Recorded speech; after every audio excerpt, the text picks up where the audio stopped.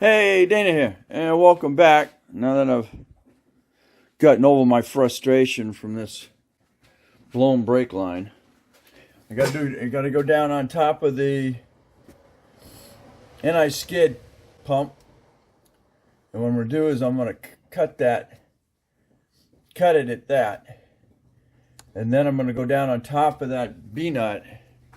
I believe it's maybe a 12, maybe a 13. I'm not sure yet. And then go ahead and pop that out. And I'm going to come back over here, lift it up, and then come over here and then disconnect it from the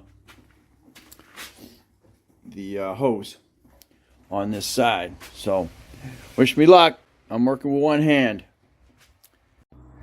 Okay, now I managed to get those cutters on down there around it and squeeze it with my left hand till it was almost flush, and I grabbed the big channel locks and I was able to get around the top of it, and between what I have of this arm and that one there I was able to actually cut it. So all right, we're done there. Now I just got to get the socket on that B nut and get it out of there, and that's going to tell me whether I have a ball fitting or it's going to be a open double flare, a ball flare or a double flare. I'm assuming it's probably going to be a bubble, and there is no way I can duplicate that. All right, here we go. I was able to break that puppy loose. Not me, that. All right, it was a 13. I was afraid I was going to have problems, but right now I'm good to go. My problem is going to be putting everything back together. All right, so that one's done. I just got to pull it out real quick. So what I got, sprayed it down, spray the area with freaking some cleaner there. Make sure it's all nice and clean. You don't want anything getting in there. Okay, so she's out. They stayed with a double flare. I'm freaking impressed. Even though I have capabilities of doing a double flare, I have no interest with one hand. All right, we're gonna go ahead and take it up so we can go ahead and get this line broken loose from in the wheel well. That's gonna be fun with one hand. Okay, you see down there, your line is going through a hanger that's into your firewall. You'll have to pop that out, and that's the only thing holding it there. Then you're going to come across, back up, back out, back out, back out, back out, and then there's another hanger right here that you got to get. All right, so here we are. There's the freaking blowout. Comes back up onto here, goes into here. So if I have any luck, which I don't, hopefully that B nut will let go. I always use a B nut wrench. So hopefully that hopefully the right one. Oh, you're too big. Hopefully you're a little smaller. Hopefully you're it. Yeah, you're it. And that happens to be a 13, 13 as well. All right, here we go. Hopefully I've got the luck. All right, so there we are. I got lucky. It let go. Okay. What can happen is, being a steel line, up inside that, they can freaking rust.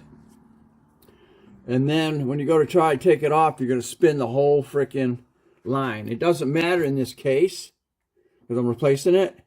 But if this is in good shape, but you've blown this, your hose, you're going to have to loosen this to get this off. And what can happen is, like I said, this can freeze up, and now you're turning this.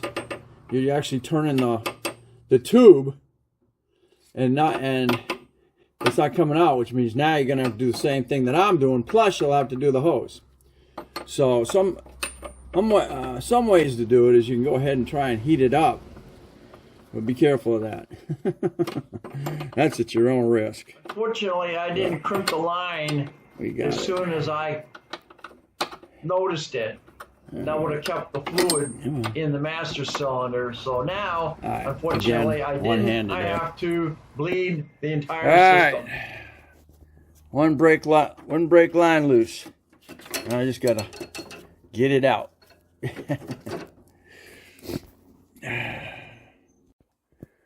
All right, we're out. I don't know. Sucker looks crushed to me, but that might just because when I was trying to get it out, I bent it. But there it is. And we'll just get the right size. And then I got to get home and try and bend it the best I can to get it in line. And it also has a double flare on this end as well. So that's where we're at. Stay tuned. We're going to get the other one back in. And of course, hard part is bleeding everything. Okay, so for about 2 hours of messing around with it, this is what I've come up and bend into. So we'll see how close I've gotten, and by using this bender, as close as I can get, especially with one hand. And you know, you're never gonna get these bends as tight with a commercial bender than they do on a machine being factory. All right, wish me luck. All right, we're back. I'm excited. All right, we got our, see down in there maybe? Okay. Hey, see my B-knot? It's in the hole. It's just sitting there right now. I just had to make sure it would line up. And then I've got the line inside that setting there. Now it's just a matter of getting the B-nuts to tighten up. Make sure the ends are sitting in there nicely and loose, so that when you want to go to tighten up the B-nuts, they should tighten right down on it and not leak.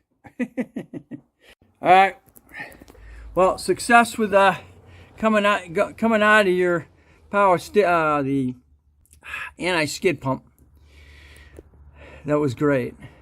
I was able to start at my fingers and then go ahead and complete it with a size 10. It's not completely tightened down, but it's in there. It's not cross-threading, and it's just going to be a matter of getting it tightened with one hand. It's technically a right hand. Right hand fitting. Okay, there we go. See if we can get in there. See the lines coming across. Here, let's see what we can. I don't know.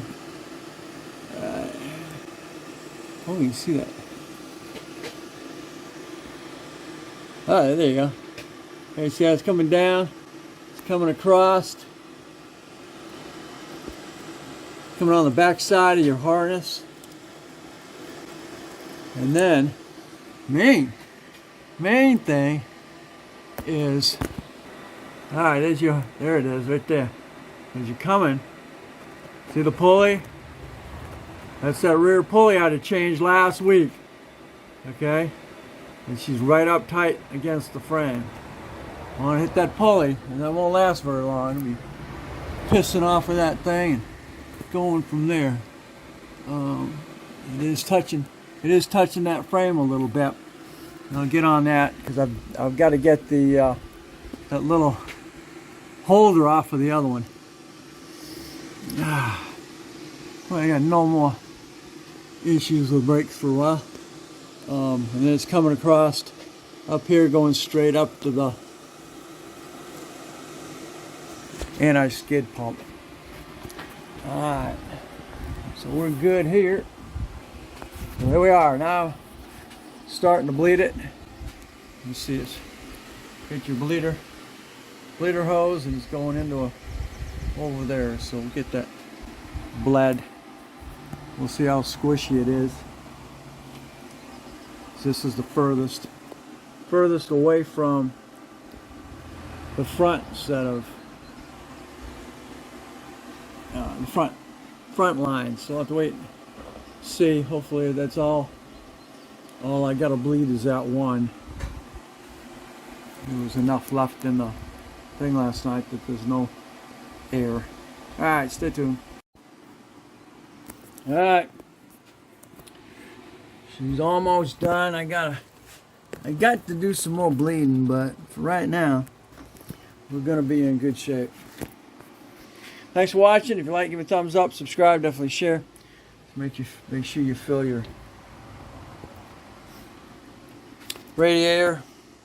Gotta get this out because the wife's Liberty needs pads in the rear.